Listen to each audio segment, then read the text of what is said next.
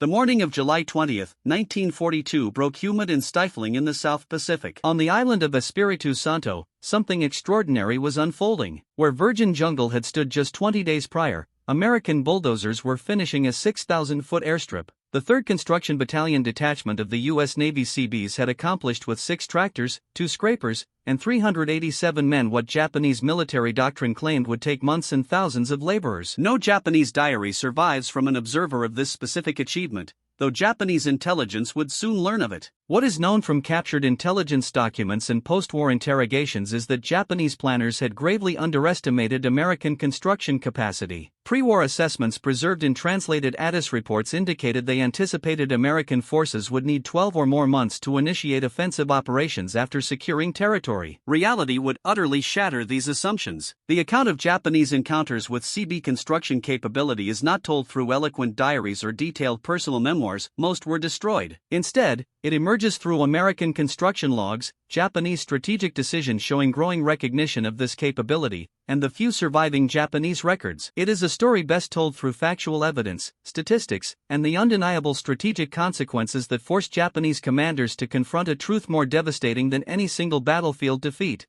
They faced an enemy whose industrial and engineering capacities exceeded their own by a scale previously unimaginable. The Japanese first observed American construction capability at scale during the Guadalcanal campaign, though its full significance was not immediately comprehended. When American Marines landed on August 7, 1942, they captured a nearly finished Japanese airfield at Lunga Point. The Japanese had deployed 2,774 workers, 1,379 Japanese, 1,145 Koreans, and 250 local civilians, laboring for over a month to build what would become Henderson Field. Within 6 days, the Americans had the airfield operational. The 6th Naval Construction Battalion, the first CB unit to see combat, arrived on September 1, 1942, with 387 men and 5 officers. What followed established a pattern repeated across the Pacific. Official Naval Construction Battalion records show these Seabees immediately expanded and upgraded Henderson Field while under daily enemy bombardment. Japanese forces operating from Rabaul launched daily noon raids with Mitsubishi G4M Betty bombers. On the night of October 13 to 14,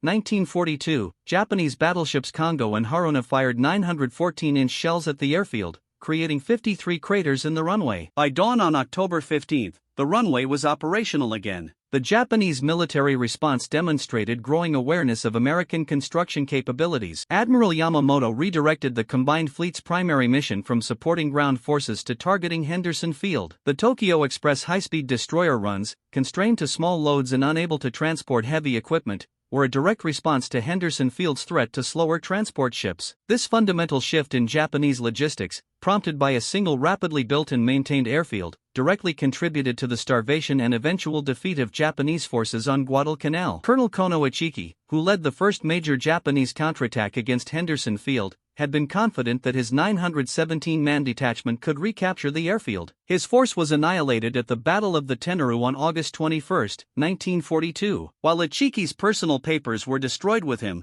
captured operational orders reveal no understanding of American construction capability. The Japanese had expected a partially completed, lightly defended airstrip. Instead, they found a fully operational base hosting 31 Marine aircraft. Lieutenant General Harakichi Hyakutake, commanding the Japanese 17th Army, would make 3 major attempts to retake Henderson Field between August and November 1942. Each assault assumed that a damaged airfield would require weeks to repair. After the October naval bombardment, the campaign's most intense, Hyakutake's staff estimated the airfield would be inoperative for at least a week. Its restoration within hours forced a fundamental reassessment of American capabilities, reshaping Japanese strategic planning. As American forces advanced into the Central Pacific in 1943, the disparity in construction capabilities became increasingly evident to Japanese defenders. The Gilbert Islands campaign provided perhaps the most dramatic demonstration of American construction speed at Tarawa. The 74th Naval Construction Battalion landed with the Marines during the November 20 to 23, 1943 assault. Japanese defenders, approximately 5,000 troops from the 3rd Special Naval Landing Force and 7th SESPO Special Naval Landing Force, had spent months fortifying Bidio Island and building a 4,500-foot airstrip primarily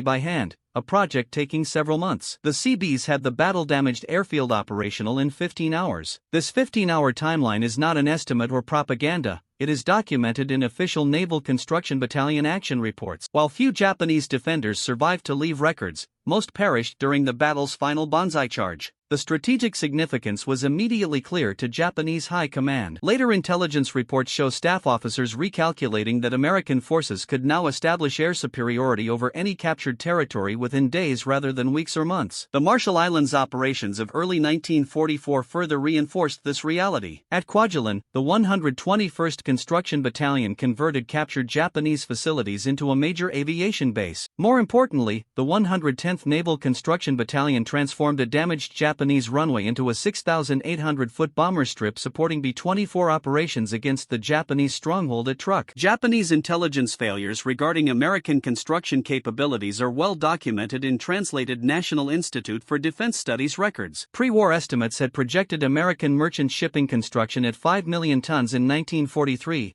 Actual production was 19.2 million tons, a near 400% underestimate. Similarly, Japanese intelligence projected the U.S. Navy would have 13,070 officers and 296,000 enlisted personnel by December 1943. The actual strength was 219,279 officers, 120,472 officer candidates, and 234,343 enlisted men, more than 7 times their estimate.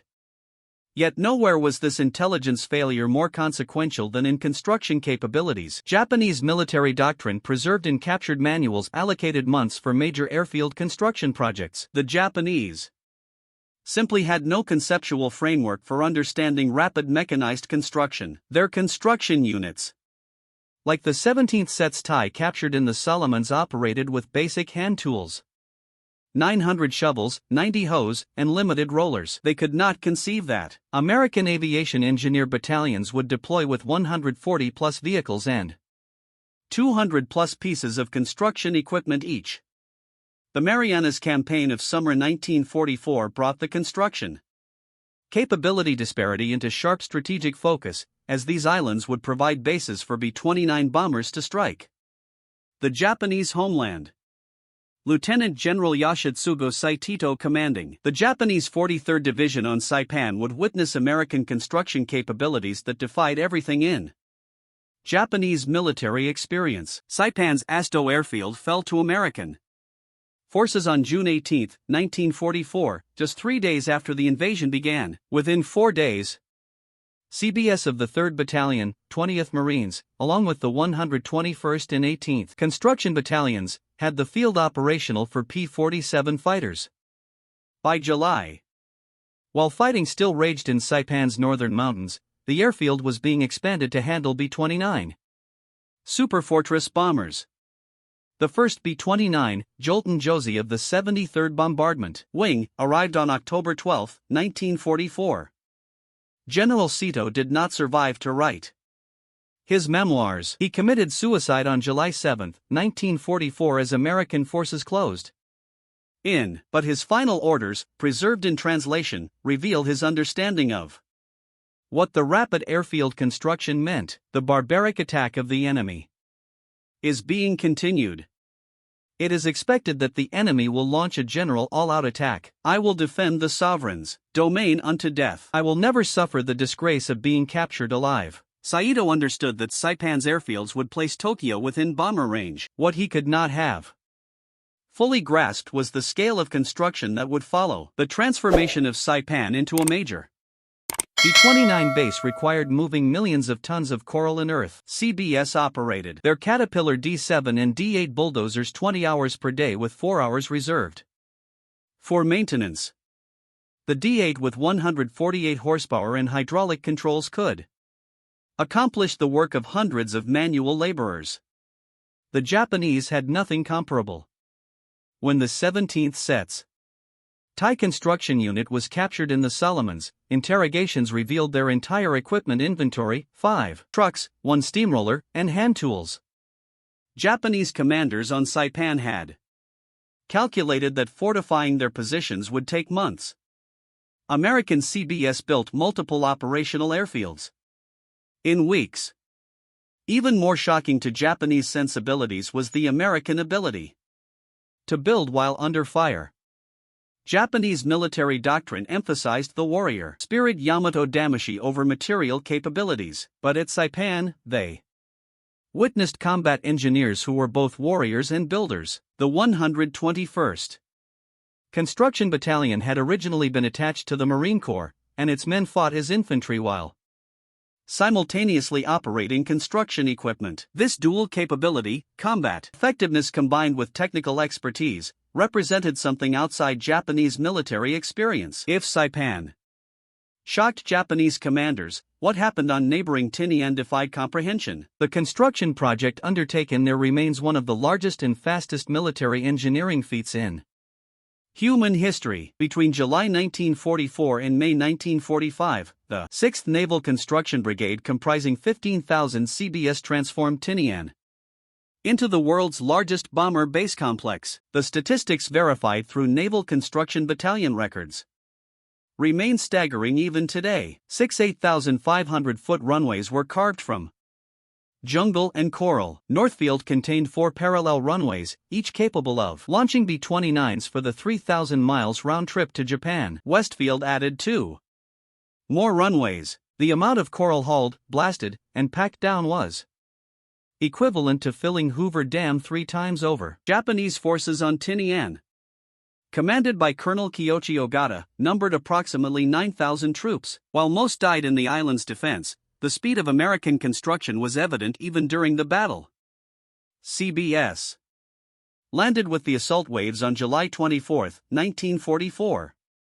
By August 1, while Japanese forces still held the island's southern portion, American engineers were already repairing and extending the former Japanese fighter strip at Northfield. The Japanese had built their original Tinian airfields over many months using forced labor from Chamorros and Koreans. A captured Japanese engineering report from Tinian, translated by Addis, described their construction methods: manual crushing of coral, hand mixing of concrete, picks, and shovels as primary tools. The report estimated that extending a runway by 1,000 feet would require 1,000 laborers working for 2 months. American CBS extended Tinian's runways by 4,000 feet in less than 30 days. The psychological impact of this construction capability on surviving Japanese personnel can be inferred from prisoner interrogations conducted by the Office of Naval Intelligence. While these interrogations focused primarily on military intelligence rather than construction observations, several prisoners independently mentioned their amazement at American equipment. One captured Naval Construction Unit member stated simply, "We could not compete with the U.S. Navy method that used bulldozer and power shovel versus our method that used shovel and scoop by humans." Lieutenant General Tadamaki Korebayashi, commanding the Japanese garrison on Uema, was perhaps the Japanese officer best positioned to understand American industrial capabilities. He had served as a military attaché in Washington, D.C. from 1928 to 1930 and had traveled extensively in the United States. His letters home, later published as Picture Letters from the Commander-in-Chief, provide some of the few surviving Japanese perspectives on American capabilities. On February 19, 1945, when American Marines stormed ashore at Uema, Korebayashi commanded approximately 21,000 defenders. He had spent months preparing the island's defenses, transforming it into an underground fortress. Japanese construction troops had built 11 miles of tunnels, underground command posts, and concealed artillery positions. This represented one of the most extensive Japanese construction projects of the war, accomplished over many months. The American response demonstrated a different philosophy of construction: speed over concealment, mechanical power over manual labor. The 31st and 133rd Naval Construction Battalions landed with the assault waves. The 133rd NCB, attached to the 4th Marine Division, would suffer the highest casualties in CB history: 40 killed, 156 wounded, and 48 evacuated for sickness out of approximately 1,100 men. Despite these casualties in constant combat, construction proceeded at a pace That would have seemed impossible to Japanese engineers. Within days of the landing, damaged Japanese airfields were being repaired. By February 26, just 1 week after D-Day, the first American aircraft, an OY-1 artillery spotter, landed on the repaired airfield. By March 4, while the battle still raged, the first B-29 made an emergency landing. Dynamite of the 9th Bombardment Group had been damaged over Tokyo and could not make it back to the Maranos. The rapidly repaired Uema airfield saved the aircraft and crew. Kurabayashi did not survive to record his thoughts on American construction capabilities. He died in the final Japanese assault on March 26, 1945. But his pre-invasion assessment, preserved in Japanese military archives and later translated, acknowledged American material superiority. The enemy's offensive power and equipment are superior, and it is difficult for us to match them. What he could not have anticipated was the speed of construction under fire. One documented incident illustrates the construction capability gap. Japanese forces on Mount Suribachi had spent 2 years attempting to build a road to the summit. Within 2 weeks of capturing the mountain, Seabees had bulldozed a road to the top. This story, recounted by Marine Corps historians, allegedly caused a captured Japanese officer to weep, though the specific individual cannot be verified in available records. By the battle's end on March 26, over 2,400 B-29s would make emergency landings on Uema, saving approximately 27,000 airmen. The airfields that made these landings possible were constructed and maintained while under constant enemy fire, something Japanese military doctrine had never contemplated as possible. The battle for Okinawa beginning April 1, 1945 would provide the final major Japanese observation of American construction capabilities. Colonel Hirami Yahara, senior operations officer of the Japanese 32nd Army, was uniquely positioned to witness and understand these capabilities. Unlike most senior Japanese officers, Yahara survived the battle and later wrote his memoirs, The Battle for Okinawa, providing one of the few detailed Japanese perspectives on American operations. Yahara had served as an exchange officer in the United States from 1933 to 1935, studying at Fort Moultrie and traveling extensively to observe American military installations. His pre-war understanding of American capabilities was more sophisticated than most Japanese officers. Even so, what he witnessed at Okinawa exceeded his expectations. The statistics of American construction at Okinawa remain staggering. Within hours of landing on April 1, 1945, American forces had captured both Kadana and Yantan airfields. Prizes the Japanese had inexplicably left largely undefended.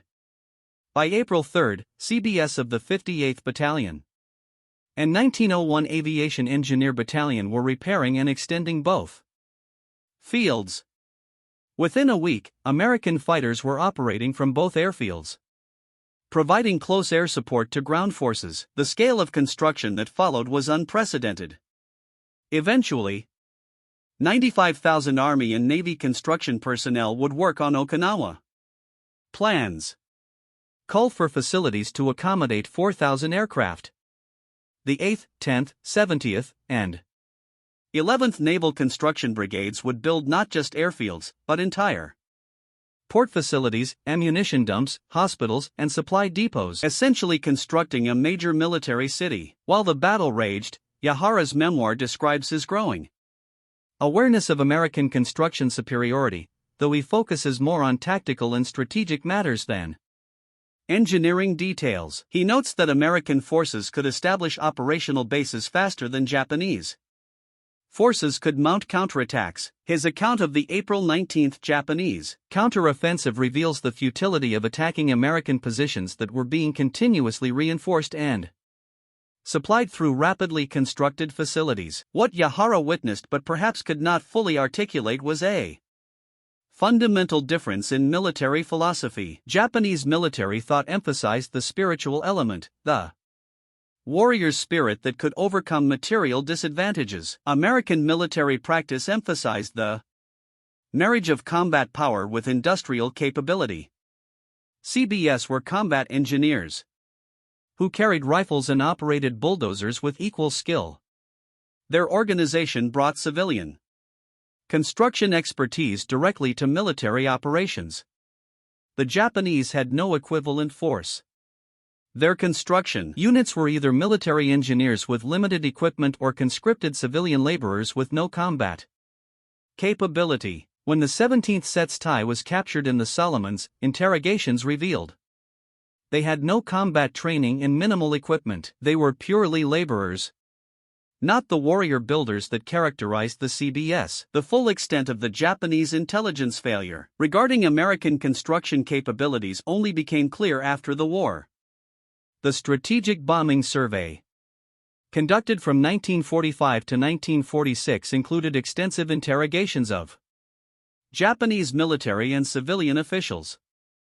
These interrogations, along with captured documents translated by Addis, reveal how fundamentally Japanese planners had misunderstood American industrial and construction capabilities. Vice Admiral Shigeru Fukuoka, Chief of Staff of the Combined Fleet and later commander of the 2nd Air Fleet, admitted in post-war interrogations that Japanese naval planning had never contemplated the speed of American base construction. Japanese pre-war doctrine assumed that capturing an island meant gaining a defensive position that could be held 4 months while reinforcements arrived. The American ability to transform captured islands into offensive bases within days or weeks invalidated this entire strategic concept.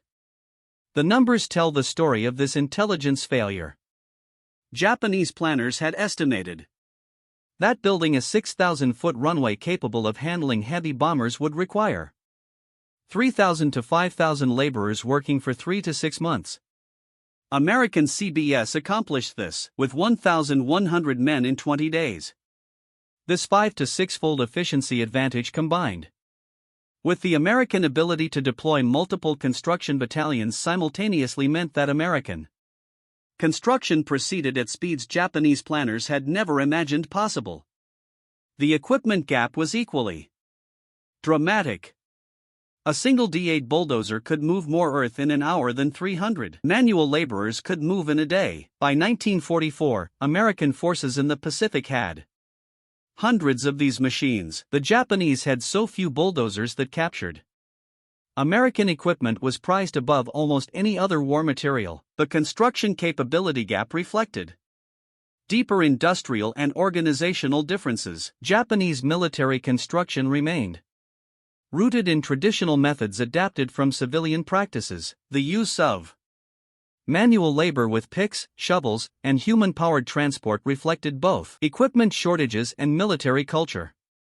Japanese military doctrine emphasized spiritual strength and physical endurance. Manual labor was seen not just as necessary due to equipment shortages, but as character building and spiritually meaningful. American construction, by contrast, represented the full industrialization of military engineering. The Seabees were recruited from the construction industry with years of civilian experience. They brought industrial methods directly to military operations. Time and motion studies, equipment maintenance schedules, and standardized procedures, all standard in American civilian construction, were applied to military projects. The prefabrication and standardization that characterized American construction was foreign to Japanese practice. Master matting, quonette huts, and standardized fuel tanks could be mass-produced in American factories and shipped as complete systems. Japanese construction relied on local materials and custom construction for each project. This difference meant American forces could build faster and more consistently across different locations. The psychological impact of witnessing American construction capabilities on Japanese forces can be traced through the limited available sources, prisoner interrogations, captured letters, though most were censored, and post-war testimony. While we lack the detailed personal accounts that would provide intimate perspectives, the broad pattern is clear: a progression from confidence through confusion to eventual despair. The initial confidence is well documented. Japanese military doctrine, rooted in the concept of Yamato Damashi, Japanese spirit, held that spiritual strength could overcome material disadvantages. The success at Pearl Harbor and the rapid early conquests had seemed to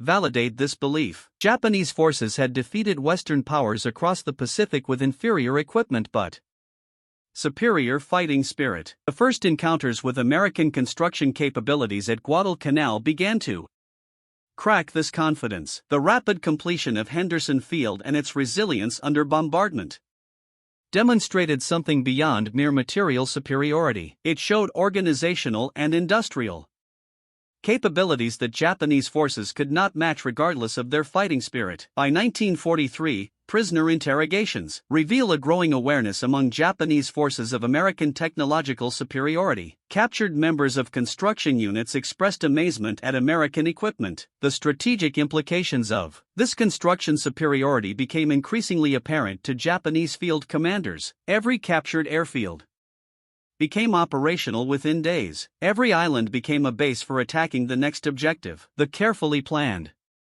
defensive perimeter that was supposed to exhaust American forces through lengthy sieges was being systematically bypassed through rapid base construction that enabled island hopping. By 1944, the psychological impact had reached senior command levels. The loss of Saipan, which placed Japan within B-29 range, caused the fall of the Tojo government. Military leaders understood that American construction capabilities meant that every lost island immediately became a platform for attacking Japan itself.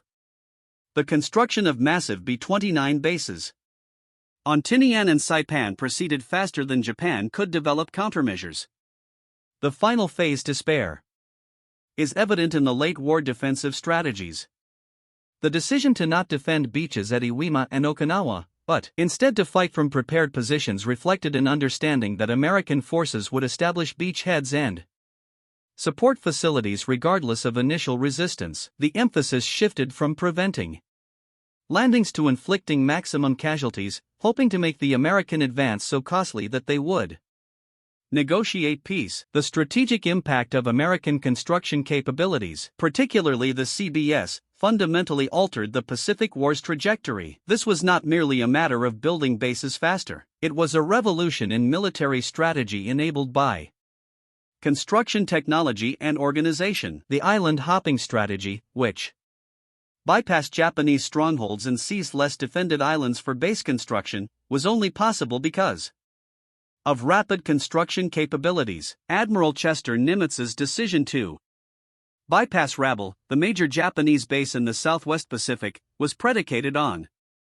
the ability to quickly build airfields on surrounding islands that could neutralize Rabaul through air power. The timeline compression was dramatic. Pre-war Japanese planning had assumed that any American offensive across the Pacific would require years of deliberate advance with long pauses to construct supporting bases. Instead, American forces advanced from Guadalcanal to Okinawa, a distance of over 3,000 miles, in less than 3 years. Each captured island quickly became a base supporting the next advance. Meanwhile, the disconnect between what Japanese military forces witnessed in the field and what civilians were told at home represents one of the war's great information gaps. Japanese censorship, extensive, even by wartime standards, systematically suppressed information about American construction and industrial capabilities. Letters home from soldiers were heavily censored. References to American equipment, construction speed, or material superiority were routinely deleted. The few surviving uncensored letters, mostly those that never reached Japan, reveal soldiers' amazement at American capabilities. But these perspectives never reached the homefront. Japanese propaganda portrayed Americans as spiritually weak, dependent on material comforts, and unable to match Japanese warrior spirit. Radio Tokyo broadcasts monitored and translated by American intelligence consistently emphasized Japanese spiritual superiority over American materialism. The reality that American forces were both materially superior and capable of enduring harsh combat conditions was hidden from Japanese civilians. Even factual military reporting was distorted. The fall of Saipan was presented as a heroic defense against overwhelming numbers, with no mention that American forces had established operational B-29 bases while fighting continued. The rapid American advance through the Philippines was attributed to numerical superiority rather than the ability to establish supporting bases at unprecedented speed. This information gap had strategic consequences. Japanese civilian morale remained relatively high until the B-29 raids began in earnest in late 1944. Civilians could not understand how American bombers could suddenly reach Japan when the defensive perimeter was supposedly still holding. They did not know that American construction battalions had built massive airbase complexes on captured islands in a matter of months. The final accounting of American construction in the Pacific provides the context for understanding Japanese defeat. By war's end, CBS and Army engineers had transformed the Pacific into a network of American bases that made Japan's strategic position hopeless. Total CB strength in World War II reached 325,000 men, with 80% serving in the Pacific. These men built 111 major airstrips and 441 piers.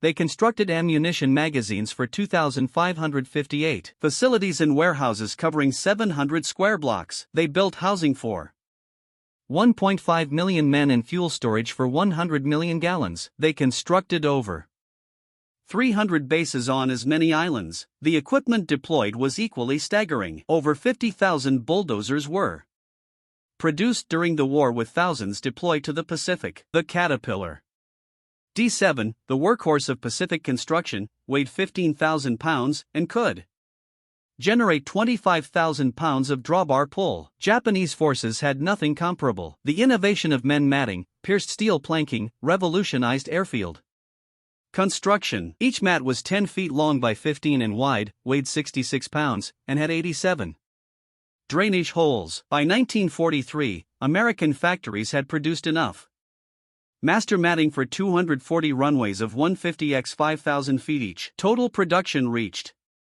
2 million tons, equivalent to the steel needed for 600 Liberty ships. This prefabricated runway material could transform a cleared area into an operational airfield in hours rather than days. The human efficiency statistics were perhaps most telling. At Henderson Field, CBS maintained and repaired the runway through 140 Japanese air raids and 2 major naval bombardments. During the October 13th to 14th battleship bombardment, they filled 53 craters in the runway and had it operational by dawn. This repair speed, faster than damage could be inflicted, represented something outside Japanese military experience. Construction speed records were consistently shattered. The 20-day construction of the Espiritu Santo Airstrip in July 1942 set an early benchmark. By 1943, the 47th Naval Construction Battalion completed a 3,300-foot runway on Vangunu Island in just 9 days. The 15-hour rehabilitation of Tarawa's airfield in November 1943 demonstrated that captured Japanese facilities could be made operational almost immediately. The island of Tinian alone demonstrated the scale of American construction capability. In less than a year, 15,000 CBS had built the world's largest airbase complex. Northfield's 4 parallel 8,500 feet runways could launch 100 B-29s per day. This single base complex, built in months, could deliver more explosive power to Japan than the entire Japanese military could deploy in defense. Okinawa's transformation was even more dramatic.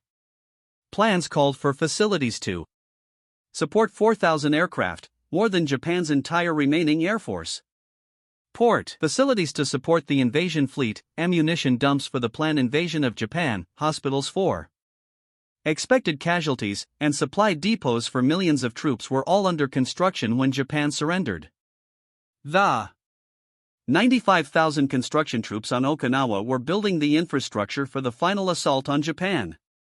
While most senior Japanese officers who witnessed American construction capabilities did not survive the war, the convergence of different types of evidence creates a compelling picture of how Japanese forces experienced and understood these capabilities. American construction records provide precise timelines and statistics. Japanese strategic decisions reveal growing awareness of construction's importance. The limited Japanese testimonies that survive offer glimpses of professional amazement and strategic despair. Colonel Hirami Yahara's survival and subsequent memoir make him the most important witness. His account of Okinawa describes American construction as proceeding with mechanical precision and notes that American engineers worked sometimes more than a half-mile in front of the fighting. He observed Seabees surveying teams operating in no man's land for days ahead of Marine infantry, marking future construction sites while under fire. Yahara's strategic assessment, written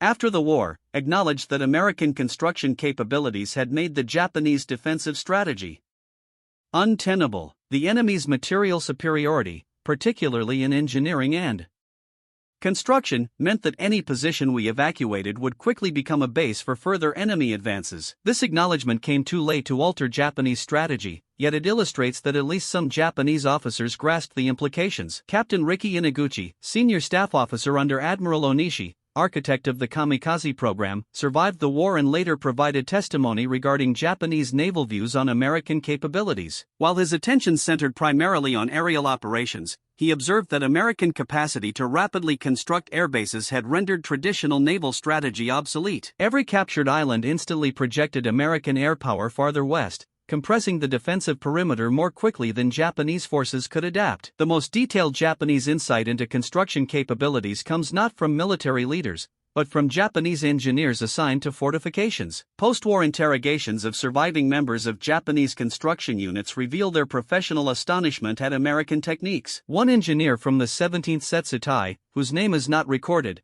reportedly stated that observing American construction was like glimpsing the future, machines completing in hours what his unit required weeks to accomplish manually. More compelling than individual accounts, however, are the strategic choices that reveal Japanese recognition of American construction prowess. The decision not to defend the beaches at Iwo and Okinawa, but instead fight from fortified positions, reflected an understanding that American forces would establish beachheads and support infrastructure regardless of initial resistance. The shift from trying to hold territory to inflicting maximum casualties demonstrated awareness that American construction capabilities made conventional territorial defense futile. The kamikaze program itself can be partially understood as a reaction to American construction efficiency. Traditional naval aviation depended on extensive bases, maintenance facilities, and skilled ground crews. As American construction battalions systematically erected bases moving closer to Japan, while Japanese facilities were destroyed, the material foundation for conventional air operations eroded. Kamikaze missions, requiring only one-way fuel and minimal upkeep,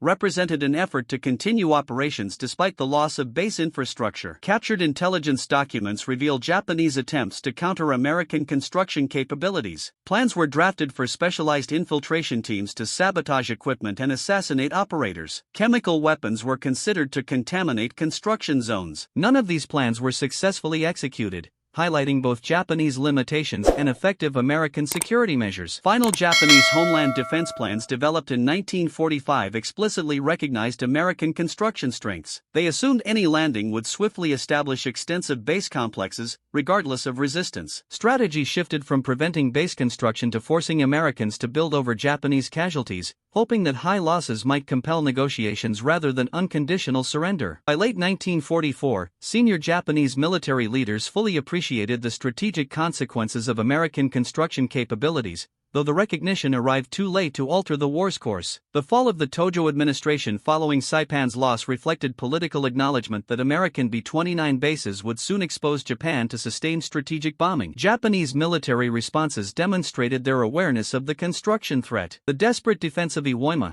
which inflicted the highest American casualties of any Pacific engagement, was motivated by the recognition that its airfields would support fighter cover for B-29 raids. Lieutenant General Korebayashi's decision to abandon traditional banzai charges for a methodical defensive campaign acknowledged that airfields would be built regardless, the only variable being American casualties. Similarly, the strategy at Okinawa, aiming to delay as long as possible while kamikaze attacks targeted naval forces, recognized that the island would inevitably become a massive American base. Colonel Yahara's defensive plan explicitly accepted the inevitability of airfields and port facilities. The objective was not to prevent construction, but to maximize its cost in lives. The progression from initial surprise to recognition and strategic adaptation demonstrates that Japanese forces did comprehend and react to American construction capabilities, even if surviving documentation is sparse. Strategic decisions serve as testimony, revealing through action what written records fail to preserve. The story of Japanese encounters with American construction battalions is ultimately conveyed more through outcomes and statistics than personal diaries or emotional accounts. Although Japanese military records were largely destroyed, and personal accounts remain limited,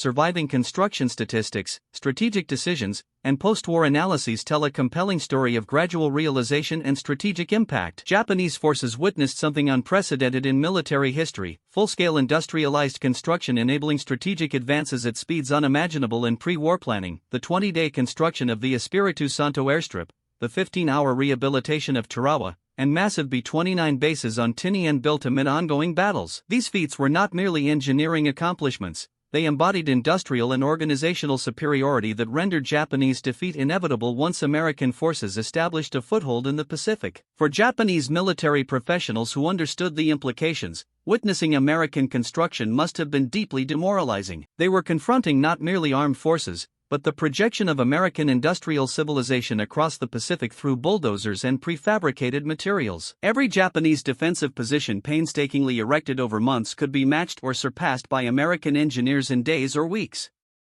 The strategic impact was unmistakable. Rapid base construction enabled the island-hopping campaign, accelerated American advances from years to months, and brought Japan within reach of strategic bombardment sooner than Japanese planners had anticipated. Fundamentally, it demonstrated that the Pacific War was not solely a contest of military forces, but of industrial capacity, and Japan could not compete. Surviving Japanese testimonies consistently express amazement at American equipment and construction speed. Strategic decisions reveal a growing awareness of the importance of construction. Late-war defenses at Iwo and Okinawa acknowledged that American bases would be built regardless. The kamikaze program was an asymmetric response to material superiority that could not be met conventionally. The story concludes not with dramatic accounts of impossible construction, but with strategic capitulation to industrial reality. Emperor Hirohito's surrender, broadcast on August 15, 1945, recognized the destructive power of new weapons, while implicitly acknowledging that American forces could project industrial might across the Pacific at speeds and scales that rendered continued resistance futile. The Seabees motto, "Constimus bitumimus," we build, we fight, symbolized something new in warfare: combat engineers capable of constructing under fire at industrial speed. For Japanese forces witnessing this capability, it must have seemed like fighting the future itself, a future where spiritual strength alone could not overcome bulldozers, prefabricated materials, and industrial organization. The 6,000-foot airstrips built in 20 days were not merely feats of engineering, but icons of a new kind of warfare that Japanese tradition had not prepared them to face. Ultimately, the story of Japanese encounters with American construction capabilities is less about spoken words and more about deeds, strategic adaptations, defensive adjustments, and the ultimate recognition of defeat. These actions speak louder than destroyed documents and unrecorded testimonies, revealing a military force coming to understand that it was fighting not just an enemy, but an industrial system, and that against such a system, conventional virtues alone could not prevail. The legacy of this encounter extends beyond World War II. The industrialization of military construction, so vividly demonstrated by the Seabees in the Pacific, became a permanent feature of modern warfare: the ability to rapidly establish bases, project logistical support across vast distances, and build faster than enemies can destroy. These capabilities, first witnessed by astonished Japanese forces, remain central to military strategy today. For historians, the scarcity of Japanese perspectives on American construction represents both frustration and a reminder. Frustration because personal accounts that would provide emotional depth are limited, and a reminder that history is often shaped by systems and capabilities that contemporaries cannot fully document. Japanese forces observing Seabees constructing airfields at unprecedented speed were witnessing a revolution in military affairs without fully understanding it. Yet the numbers speak clearly: 111 major airstrips, 441 support bases, facilities for 1.5 million personnel. These achievements changed the Pacific War's trajectory. For Japanese forces seeing bases rise from jungle and coral, operational in days rather than months, these figures represented more than statistics, they embodied the future of warfare, arriving at a pace their tradition had never envisioned. The transformation of the Pacific through American construction capabilities stands as one of the war's most decisive yet underdocumented factors. While Japanese forces often matched American courage and tactical skill, they could not compete with the industrial system that turned captured islands into offensive bases at unparalleled speed. This industrial and organizational superiority, embodied by the Seabees and their extraordinary construction achievements, proved as decisive as any battle in shaping the outcome of the Pacific War.